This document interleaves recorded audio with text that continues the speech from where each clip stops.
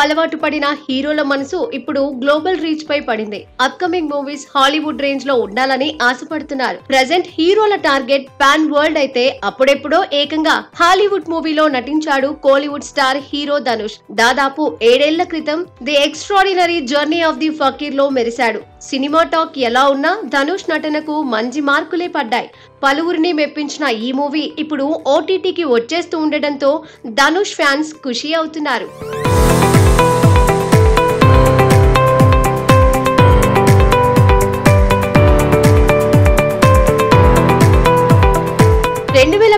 లో వచ్చి థియేటర్లలో మాత్రమే సందడి చేసిన ఈ సినిమా ప్రస్తుతం యాపిల్ టీవీ ప్లస్ లో స్ట్రీమింగ్ అవుతోంది. అయితే ఇది కేవలం ఇంగ్లీష్ వర్షన్ లో మాత్రమే ఉంది. ఇప్పుడు ఈ చిత్రాన్ని తెలుగులోకి తీసుకొచ్చేందుకు సన్నాహాలు చేస్తున్నారు. మార్చ్ 26 నుంచి ఆహాలో స్ట్రీమింగ్ కానున్నట్లు ప్రకటించారు. గోల్డ్ సబ్స్క్రిప్షన్ ఉన్న వారికి ఈ నెల 25 నుంచే అందుబాటులోకి రానుంది. కేవలం 92 నిమిషాల నిడివి ఉన్న ఈ చిత్రాన్ని దాదాపు 175 కోట్లతో తెరకెక్కించారు.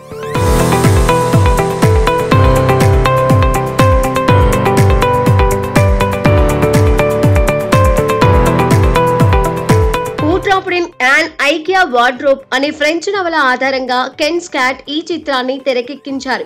హాలీవుడ్ నటులు బెన్ మిల్లర్, హెరెన్ మెరియాట్రీ కీలక పాత్రల్లో నటించారు.